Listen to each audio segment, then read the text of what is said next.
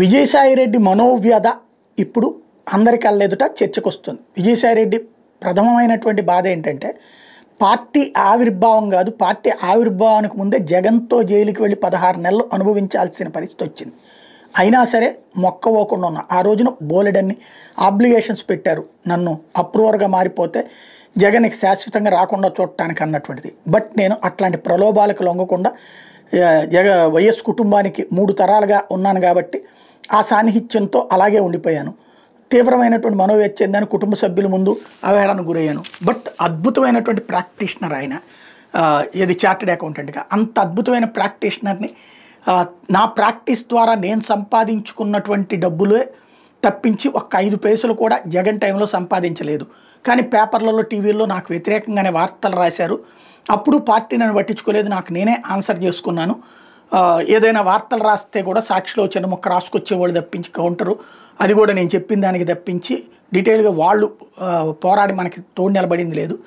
At the same time ఇచ్చింది రాజ్యసభ సభ్యత్వం జగన్మోహన్ రెడ్డి ఇచ్చిన ఎమ్మెల్యేలందరికీ తన 2 ఇళ్ళు అమ్మేసేసి, తన సొంత ఇళ్ళు అంతకుముందు ఉన్నటువంటి ఏదైతే చార్టెడ్ అకౌంటెంట్గా సంపాదించుకున్నటువంటి ఇళ్ళు 2 చెన్నైలో ఉన్నటువంటి ఇళ్ళు దాదాపు 44 కోట్ల రూపాయల ఇళ్ళని అమ్మేసేసి ఆ డబ్బులు, అది కూడా కొన్నది కూడా ఇప్పుడు కూడా టీటీడీ బోర్డు మెంబర్గానే ఉండి, గతంలో వైసీపీ టైంలో కూడా బోర్డు మెంబర్గానే ఉండి, అంతకుముందు తెలుగుదేశం సమయంలో కూడా బోర్డు మెంబర్గానే ఉన్నటువంటి శేఖర్ రెడ్డికే అమ్మింది.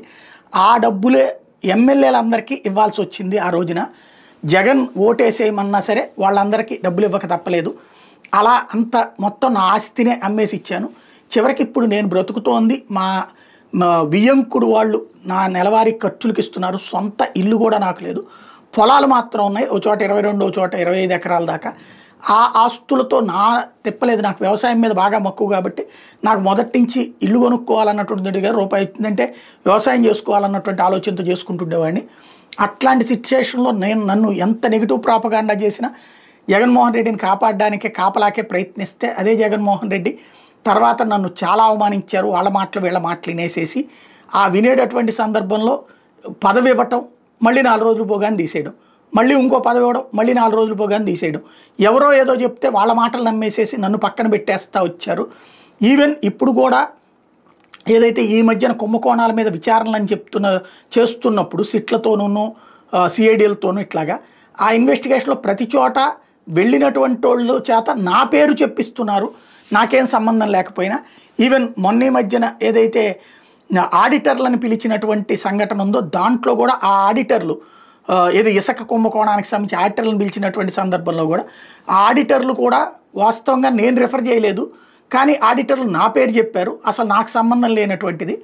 ఇట్లాగా అంటే ఇంతకుముందు నాకు ఇచ్చింది కేవలం 2 సార్లు రాజ్యసభ, దాంతోపాటుగా ఇంతకుముందు ఇప్పుడు కూడా నన్ను వాడుకోవడంతో పాటుగా నన్ను బద్నాం చేస్తున్నారు అన్నటువంటిది ఆగ్రహం. ఆ ఆగ్రహంలో నుండి వస్తున్నటువంటి ఆవేదనతో కూడినటువంటి సమాధానం ప్రస్తుతం ఆయన చేస్తున్నటువంటి వ్యాఖ్యలు ఇవన్నీ కూడా.